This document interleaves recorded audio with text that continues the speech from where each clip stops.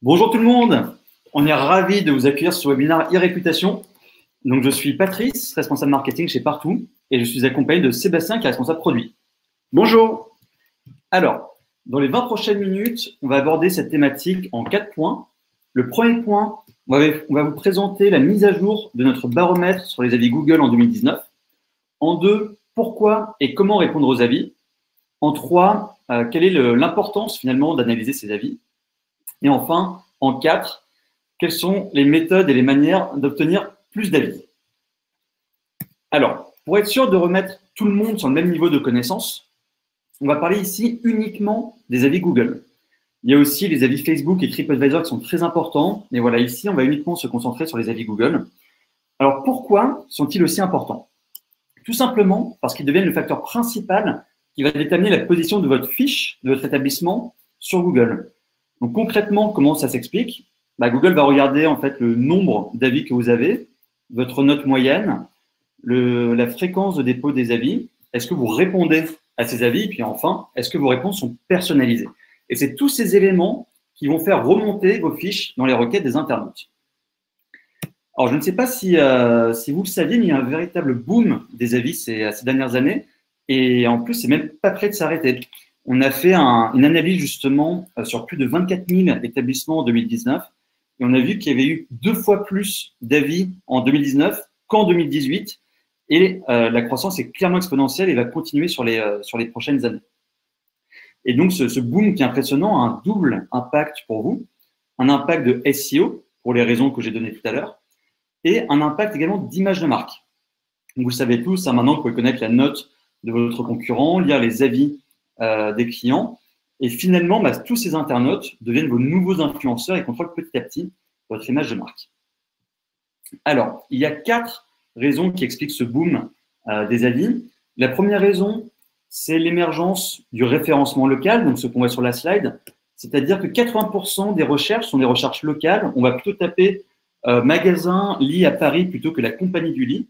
Et on va voir apparaître ces fiches qui vont amener plus d'interactions avec les clients. Ensuite, en 2, c'est les générations qui sont de plus en plus digitales et qui naturellement vont laisser des avis. Ensuite, en 3, et ça peut-être que certains d'entre vous ont déjà vécu cette expérience où vous allez réserver un restaurant et après cette réservation, vous allez recevoir un petit mot pour vous dire « Souhaitez-vous raconter votre expérience et laisser un avis sur Google ?» Et enfin, en 4, et ça c'est extrêmement important, c'est le programme de Local Guide, c'est ce qu'on voit ici. Donc, le Local Guide, c'est un jeu qui a été mis en place par Google qui permet en fait de récompenser les internautes les plus actifs sur les fiches Google. Donc, c'est-à-dire ceux qui laissent le plus d'avis, qui mettent le plus de photos. Et en fait, en faisant ça, ils vont gagner des points. Et tous ces points vont permettre d'obtenir des badges pour atteindre des niveaux qui vont de 1 à 10. Et chaque niveau va apporter un pouvoir supplémentaire à l'internaute. Je vais donner des exemples. Si on est Local Guide de niveau 1, on va avoir son avis comme ici qui est remonté en tête d'affiche.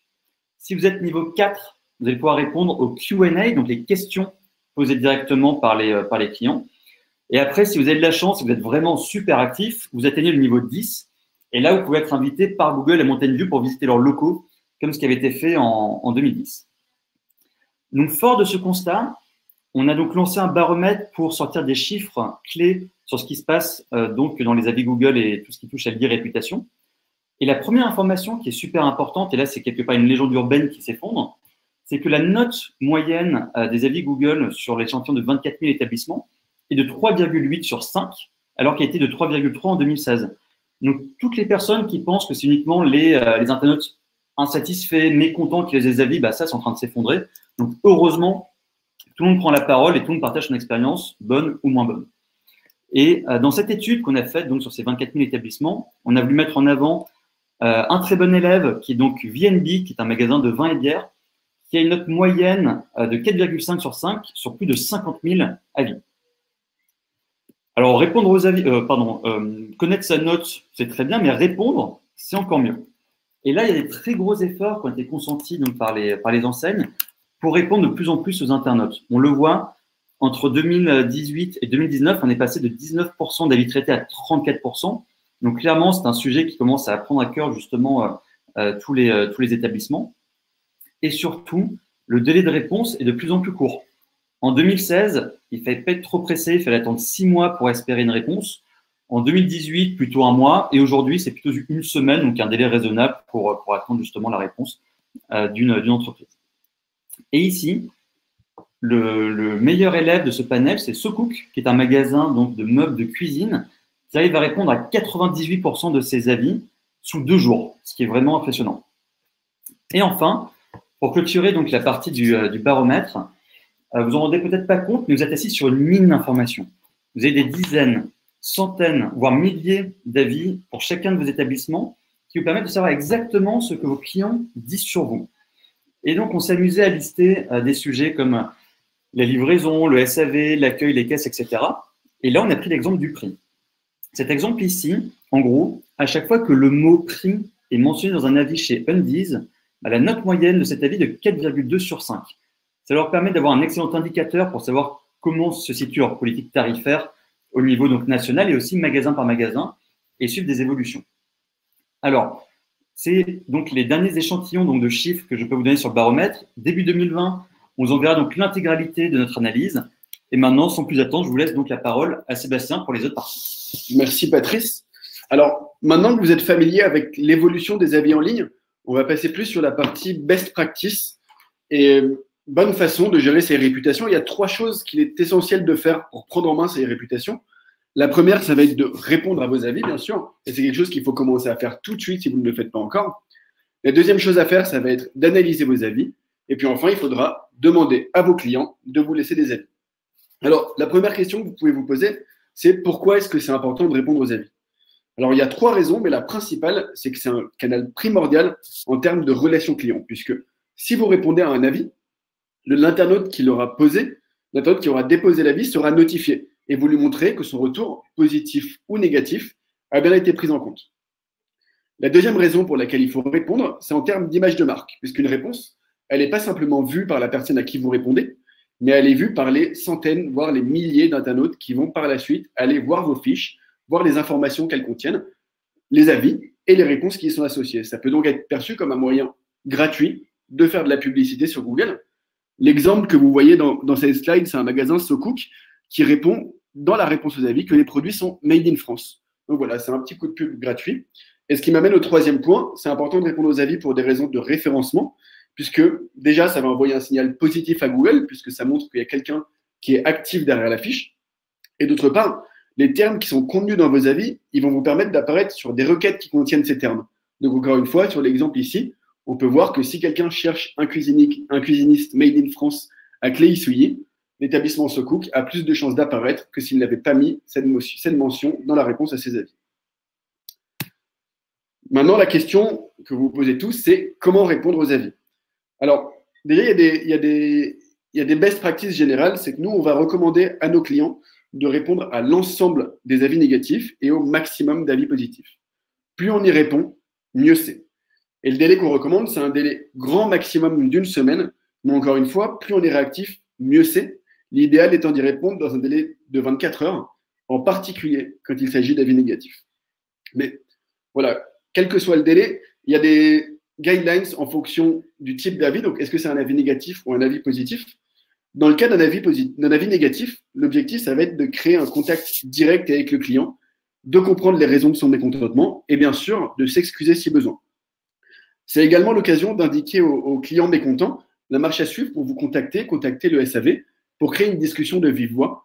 Et il n'est pas rare de remarquer qu'après une bonne réponse ou un bon échange avec le SAV, l'avis négatif soit supprimé ou même changé en avis positif. Dans le cas d'un avis positif, c'est beaucoup plus simple puisqu'une réponse, elle va simplement vous permettre de remercier l'internaute qui a pris le temps de vous féliciter. Mais il faut voir ça également comme une opportunité puisque ça va être un moyen d'inciter à la recommandation en parlant, par exemple, de votre programme de parrainage. Donc, on ne dit pas que ça va vous apporter un nombre énorme de leads, mais si ça peut vous apporter un lead qualifié par mois, c'est déjà toujours ça de gagner gratuitement. Maintenant que vous savez comment répondre, la vraie question au niveau organisationnel, c'est comment est-ce que votre société peut s'organiser pour répondre aux avis? Alors, il n'y a pas de bonne réponse à cette question. Aujourd'hui, nous, parmi nos clients, on a 4 typologies.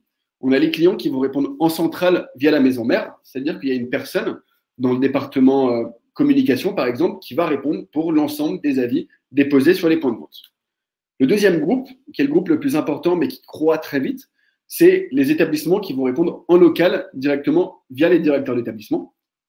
Et enfin, il y a deux groupes qui sont un peu plus marginaux, avec notamment ceux qui répondent en centrale, mais via une société externe, et ceux qui répondent en régional, c'est-à-dire que c'est un directeur de région qui va répondre pour l'ensemble des établissements qu'il administre. Mais pour développer sur la partie centrale vs locale, il y a vraiment des arguments qui vont en faveur de l'un comme de l'autre. Les avantages d'une réponse en centrale, ça va tout d'abord être le professionnalisme, puisque l'empathie, l'orthographe et la politesse, ça va vraiment être des éléments clés d'une réponse à apporter à un avis en ligne. Et ça peut parfois être difficile de faire respecter une politique stricte qui va dans ce sens à des directeurs d'établissement dont ce n'est pas forcément le métier. La deuxième raison pour laquelle il faut favoriser une réponse en centrale, c'est la réactivité. Comme je l'ai dit, c'est essentiel dans ce domaine. Or, les directeurs d'établissement, ils ont souvent des problématiques opérationnelles qui peuvent prévaloir sur la gestion des avis, chose qui n'arrivera pas s'il y a une personne au siège dont c'est une des missions principales. Et enfin, le dernier point, j'en ai déjà parlé tout à l'heure, c'est en raison de l'impact SEO, puisque, comme je l'ai dit, les mots-clés qui sont contenus dans les réponses aux avis peuvent vous permettre d'apparaître sur les requêtes qui contiennent ces mots-clés. Et encore une fois, pour une personne qui n'est pas formée à la communication, ça peut être assez difficile de glisser des mots-clés de manière naturelle. Donc, ça, c'est des arguments en faveur d'une réponse en centrale, mais les réponses une gestion en local peut être aussi très intéressante, puisque le premier argument, c'est la proximité. En effet, c'est les personnes dans le point de vente qui rencontrent les clients et qui sont donc les plus à même de répondre à une remarque, qu'elle soit positive ou négative, suite à une expérience d'achat dans leur établissement.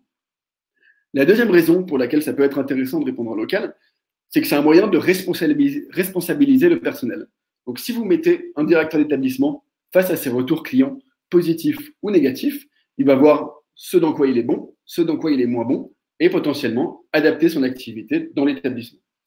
Et enfin, le dernier point, c'est beaucoup plus pragmatique, c'est qu'aujourd'hui, si vous gérez plusieurs centaines, plusieurs milliers d'établissements, peut-être que la masse d'avis que vous recevez est trop importante pour pouvoir la gérer correctement en centrale.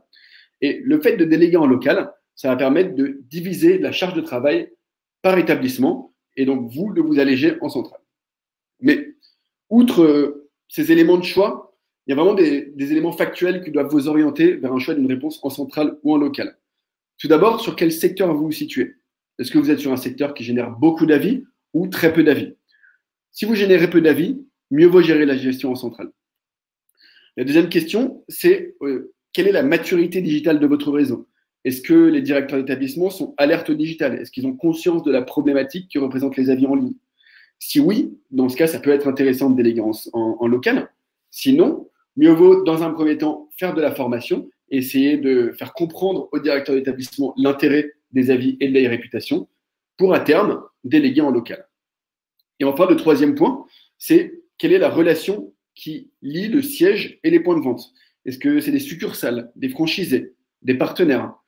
Plus le point de vente est indépendant, plus il pourrait mal percevoir le fait que la réponse soit gérée en centrale. Que vous choisissiez de répondre en centrale ou en local, de toute façon, il faudra que vous définissiez ce qu'on appelle une charte éditoriale afin que le message porté par votre entreprise soit constant. Et donc, il y a 5 points qu'il faut éclaircir dans le cadre de cette charte. Le premier, c'est le délai. Sous quel délai est-ce qu'on s'engage à répondre à nos clients? Est-ce qu'on parle de 24 heures, 48 heures, une semaine? C'est quelque chose qu'il faut définir. Ensuite, le taux de réponse, c'est-à-dire à quel avis on répond. Est-ce qu'on répond uniquement aux avis négatifs ou à l'ensemble de nos avis? Le troisième point, ça va être le degré de personnalisation. Est-ce qu'on se base sur un template ou est-ce qu'on fait du 100% personnalisable? Le quatrième point, ça va être le champ lexical. Quel terme est-ce qu'on souhaite faire apparaître dans les requêtes, dans les réponses? Encore une fois, l'exemple de SoCook, dans le champ lexical, ils ont mis le terme Made in France. Et enfin, le dernier point, c'est la ligne éditoriale. Quel est l'état d'esprit? Est-ce qu'on tutoie? Est-ce qu'on fait preuve d'humour? Par exemple, l'un de nos clients, qui est Big Mat, va demander à ses directeurs d'établissement de répondre dans un ton naturel, alors qu'un réseau de restaurants de luxe, par exemple, voudrait répondre dans un ton un peu plus châtié, par exemple, en vous voyant les clients. Donc voilà concernant la réponse aux avis. Maintenant, on va passer sur la deuxième partie des best practices, qui est l'analyse des avis. Alors, aujourd'hui, vous êtes nombreux, j'imagine, à faire de la collecte de NPS pour savoir ce que vos clients pensent vraiment de vous. Alors que vous avez déjà une base importante de retours clients sur vos fiches Google My Business que vous n'exploitez pas encore. Et nous, ce qu'on suggère à nos clients de faire, c'est de partir de cette analyse pour prendre des décisions opérationnelles et à la fin, reprendre les KPIs analysés au début pour suivre l'impact de ces décisions. Et les 4 KPIs qu'on conseille d'analyser, ça va tout d'abord être les tendances générales avec les chiffres plus factuels. Donc, je pense notamment à la note moyenne et au nombre d'avis. Est-ce que globalement, votre réseau a une bonne note ou pas? Le deuxième, ça va être le taux de satisfaction. Quelle est votre part de clients satisfaits, donc qui ont mis des bonnes notes de 4 ou 5 sur Google, et quelle est votre part de clients mécontents, qui ont mis une note inférieure à 3. Le troisième point, ça va être la qualité de votre gestion en interne, ce qui est particulièrement intéressant si vous déléguez en local ou si vous externalisez. Et quand je parle de qualité de gestion en interne, je parle notamment de taux de réponse et de délai moyen de réponse. Et enfin, le quatrième point, c'est un peu plus qualitatif, ça va être d'essayer d'analyser les thèmes et les notes qui y sont associés. Par exemple, que pensent les personnes qui ont laissé un avis sur le prix? Que pensent les personnes qui ont laissé un avis sur la livraison, sur l'assurance? Et partir de ça pour prendre des décisions opérationnelles. Un exemple concret, c'est Maxizoo. Maxizoo, ils ont lancé ce qu'on appelle l'Académie Maxizoo qui vise à chaque année former leurs employés de manière à améliorer des process déjà en place. Et ce qu'on a remarqué lorsqu'on a fait des études de ce type-là, c'est que dès que le terme employé ressortait dans les avis, c'était systématiquement Maxizoo qui ressortait avec la meilleure note. Il me semble qu'elle était de 4,1.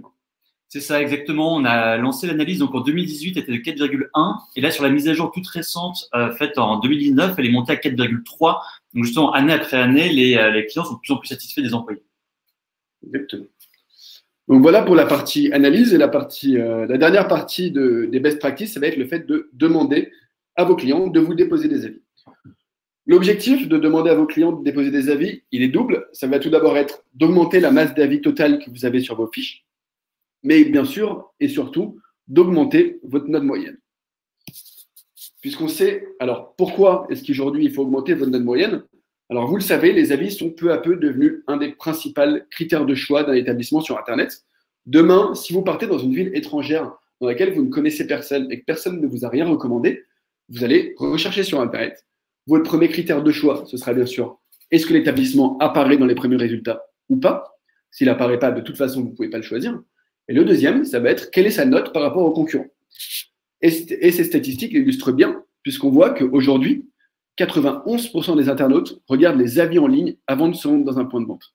Et sur ces 91% de gens qui regardent les avis en ligne, il y en a plus de 1 sur 2 qui ne visitent que des établissements avec une moyenne de 4 ou plus. Ce qui veut dire qu'aujourd'hui, un établissement qui a moins de 4 de moyenne perd près de la moitié de ses clients potentiels. Et enfin, le dernier point, j'en ai déjà parlé, c'est au niveau du SEO. Il y a 15% du référencement d'une fiche qui va dépendre de sa e-réputation. Donc, quand on parle de e-réputation, on parle de quantité et de note moyenne. Mais ce qui est intéressant, ce n'est pas les 15% en soi, c'est de voir que l'année précédente, on était seulement à 8%. Ce qui veut dire que le poids des avis a quasiment doublé en seulement 1 an. Maintenant, il y a plusieurs façons de demander des avis.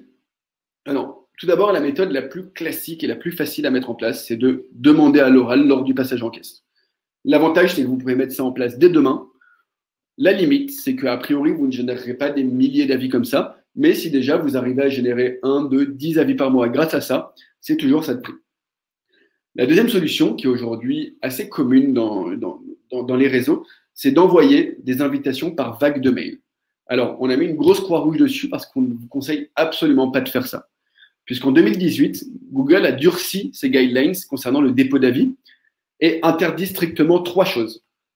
La première, c'est d'envoyer des invitations en masse au dépôt d'avis, donc par mail notamment, mais quel que soit le moyen, ils ne veulent pas que vous envoyiez une seule invitation à plusieurs clients pour déposer un avis.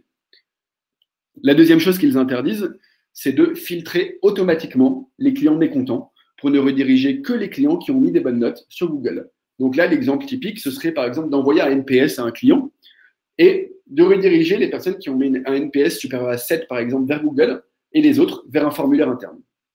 Et la troisième chose que Google interdit aujourd'hui, c'est de récompenser les clients qui ont déposé des avis. Même si ça peut marcher et ça peut vous aider à générer beaucoup d'avis en un court laps de temps, pendant 1 mois, 2 mois, 3 mois, 6 mois, si 6 mois après avoir fait ça ou 1 an après avoir fait ça, Google remarque que vous l'avez fait, eh bien, ils vont simplement déréférencer votre fiche et tous les investissements en temps ou en argent que vous aurez fait pour générer des avis, ils vont tomber à l'eau et vous devrez repartir de zéro. Ce qui m'amène à la troisième méthode pour obtenir plus d'avis, qui est la demande au compte-gouttes par SMS. Alors, pourquoi est-ce qu'on parle de SMS? Tout simplement parce que le SMS a un taux d'ouverture qui est largement supérieur au mail. C'est-à-dire que le taux d'ouverture des mails, il est de 14%, alors qu'il est de plus de 95% par SMS. Et nous, on a fait des tests sur certains de nos clients et on a remarqué des taux de conversion, donc c'est-à-dire nombre d'avis reçus sur nombre de SMS envoyés, qui allaient jusqu'à 40%, c'est-à-dire 40 avis reçus pour 100 SMS envoyés. Mais même en utilisant cette méthode qu'est le SMS, il y a vraiment des principes à respecter. Le premier, c'est la communication. Il faut absolument communiquer avec le client et le prévenir qu'il va recevoir un SMS et lui expliquer la démarche. Donc c'est très simple, ça peut être juste une phrase. Notre personnel se donne beaucoup de mal pour répondre à vos besoins. Si ça vous a plu, on vous envoie une invitation et n'hésitez pas à y répondre. Le deuxième critère qu'il faut respecter, c'est le timing.